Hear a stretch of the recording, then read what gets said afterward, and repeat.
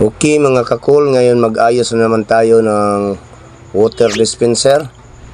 Itong water dispenser na ito ay wala ng lamig. Ginagamit ito sa water bin dumasin at hulog-hulog piso. Siyempre, kailangan natin dito may may multi-tester para ma-test natin ang ating wirings pag okay pa ba ang compressor natin o hindi. At saka may gauge manifold tayo para ma-testing natin ang system kung may leak ba o may laman pa ba na gas sa ilalim. Refrigerant tank gas para madagdagan natin kung wala na siyang laman o karga. At itong map gas torch kailangan din natin para ihinang natin sa ating system pag may butas siya. At magamit tayo ng clamp tester para malaman natin kung ang compressor natin ay nag high amp or kulang ba sa karga. Ito ang mag-determine na high amp na ang compressor natin. At gumagamit tayo ng gloves para protection sa kamay natin, para paghalongkat natin sa mga bakal sa ilalim hindi tayo masugatan, baka masagi ang yung kamay natin sa mga bakal sa ilalim. At ang unang gawin natin ngayon, hanapin natin ang wire sa papuntang compressor para malaman natin, may test natin kung okay pa ba ang compressor natin. Wirings muna tayo. Ito yung wire papunta sa compressor. Dito natin malaman kung ang compressor natin ay okay pa ba o hindi. So gamitan natin ito ng multi-tester para ma-test natin ang ating compressor kung okay pa ba ang koneksyon niya. So bago natin i-test ang wire, ang ating tester iset muna natin sa kailangan naka-X1 tayo para ang reading ng ating compressor sigurado na tama.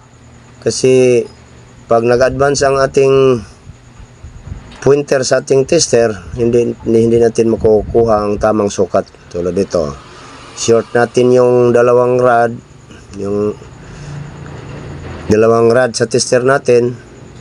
Tingnan natin ang ating pointer na kailangan na sa 0 ohms siya para pag test natin sa ating wire, tamang-tama ang sukat niya. Tulad dito, naka 0 na siya. Naka X1 tayo at nasa 0 siya. Okay,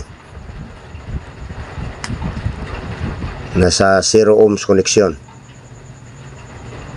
0 ohms ang reading niya. Ngayon, touch na natin sa wire. Kailangan maggalaw ang ating tester. Gumagalaw siya. Kailangan may resistance reading siya. Pag walang resistance, naka 0 pa rin siya, ibig sabihin may grounded na ang natin, compressor natin. So ngayon may nakikita tayo na 20 ohms. Ibig sabihin okay pa yung compressor natin. Pag isaksak natin ito sa kurente, lumalaban pa to siya sa kurente. Pero naka 0 siya, wala na yon. Siguro may nakatouch sa cord niya sa body, yon ang nangyayari, 0 ang reading niya. Okay. Ngayon, para malaman natin, hanapin natin ito ng pangdugtong na cord, itong wire natin, para maisaksak natin sa kurente. Para malaman natin kung okay pa ba siya ang compressor natin.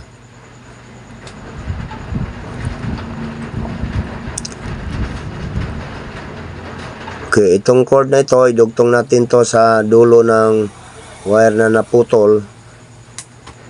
Itong pangpunta sa compressor. At gamitan natin ng clamp tester para makita natin ang compressor. Pag ang compressor natin mag high amp, lumampas na sa 2 amperes, hindi na pwede yon, hindi na yon kusa na itong maghinto. Kasi pag nag-high up na siya, ang dahilan ng high up ay ang mechanical parts niya sa ilalim, kasi yung compressor natin may may piston at ring, parang motor ito.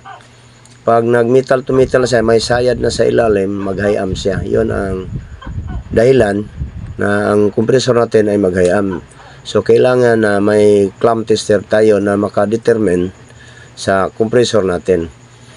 Karamihan ng compressor ng dispenser ay pag walang laman, walang gas sa ilalim, walang refrigerant, point lang to, hindi na umabot ng 1. May 0.4, 0.5, ganyan. At pagkatapos natin dinugtungan ng wire, cord wire, itis na rin natin sa ating tester. Pag ang dinugtong natin wala bang putol, ganyan. So ilagay natin ang dalawang test rod sa dulo ng wire na dinugtong natin at tingnan natin ang tester pag gumalaw ba, tulad dito. Pagkatapos itis na naman natin pag wala bang ground ang compressor natin. Yung isang test rod natin ilagay natin sa kabilang dulo, sa dulo ng wire natin, at ang isang test rod natin sa ating tester touch natin sa body at sa kabila naman ganyan pa rin. Pag gumagalaw yung tester natin, ibig sabihin ang compressor natin ay may grounded, may ground siya. Delikado yon, wag subukang isaksak sa kuryente. Yon lang ang pag determine sa grounded. Ang dalawang dulo ng wire lagyan ng isang test rod at ang isang test rod naman sa tester touch natin sa body. So ngayon gamit tayo ng clamp tester para malaman natin kung okay pa ba ang compressor natin. Set natin yung tester sa 6 amperes or 20 amperes at kailangan naka-zero siya. Okay, zero na siya. At ikabit natin to sa isang wire, i-clamp lang natin. Kahit may insulator ang wire, gumagana pa rin yung clamp tester. Yun ang gamit niya. Kahit nakabalot ang wire, nakabalot sa rubber, pero mag-reading pa rin siya. Makita natin ngayon. Okay. Okay. Ngayon makita na natin kung umaandar bang compressor natin. Kasi yung clamp tester natin, pag umaandar ang compressor, mag-blink ito, gumagalaw yung digital niya. Tulad nito, may nakita tayo na 0.3 something. 0.3, 0.3. Ibig sabihin, mababa pa ang reading niya, okay pang compressor natin. So ang gagawin na natin ngayon, okay man ang under niya, magkuha tayo ng gauge manifold para lagyan natin ng gauge ang compressor natin. Kasi may access valve naman ito, may charging port naman ito. Ginagawa ko naman ito sa nakaraang mga buwan at nawala lang ang lamig niya. Siguro may may leak na ito. Hindi lang natin malaman kung nasa valve niya. Minsan sa valve lang yon, sa access valve. So ang gawin natin, itong kulay blue na hose, ilagay natin sa access valve ng compressor. Okay. Ilagay natin dito para makita natin kung may laman pa ba siya o wala.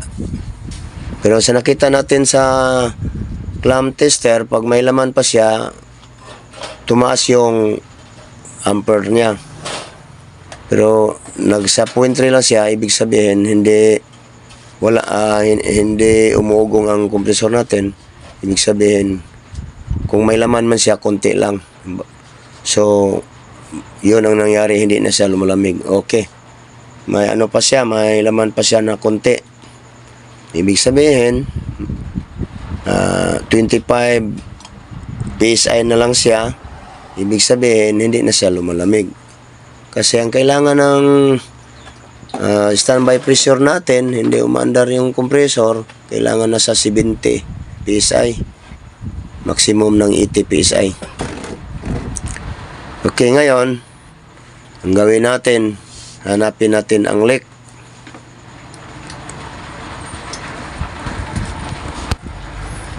Gamit ng ating refrigerant tank, ito, gamitin natin ito para yun lang muna ang pressure natin kasi ang nitrogen tank natin nasa malayo, hindi pa natin nakukuha.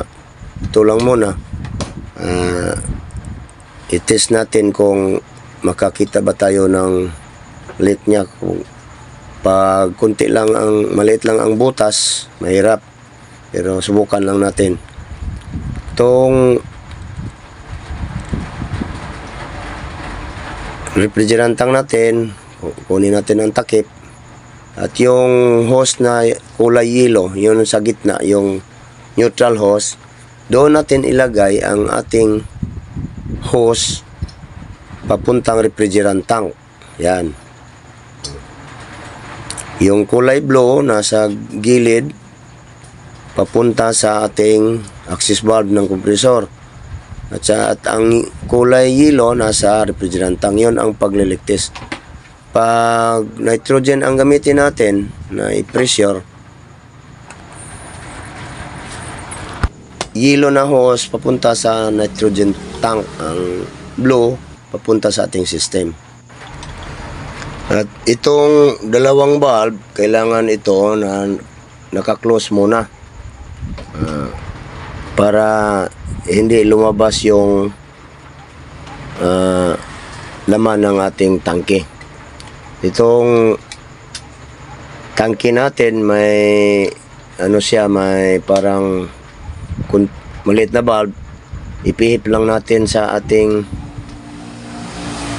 tools pa counterclockwise para yung laman ng ating tangke pumasok dito sa ating hose. Ayan. Para makakuha tayo ng pressure papunta sa ating system. Katapos yung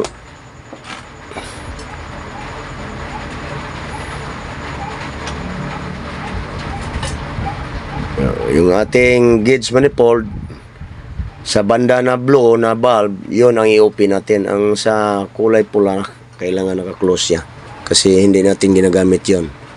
Yan.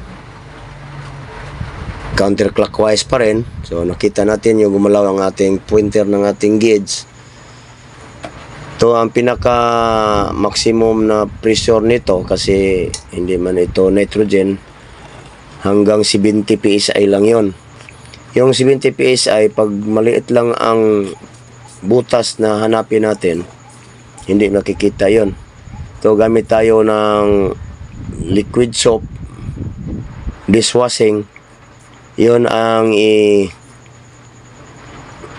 ilagay natin sa naisipan natin na dyan ang leak niya, yung mga hinihinang natin noon, doon natin siya i-spray. Kasi pag may leak siya, magbubbles yan. Magbubbles, may puti na bubbles kahit. Pero ngayon wala tayong nakikita na leak sa system natin. Kasi refrigerant man lang ang ginagamit natin, mahina lang yon ang pressure niya. Sa sunod na video natin, magamit tayo ng nitrogen para malakas ang pressure. Para kahit kunting leak, kunting butas, makikita natin.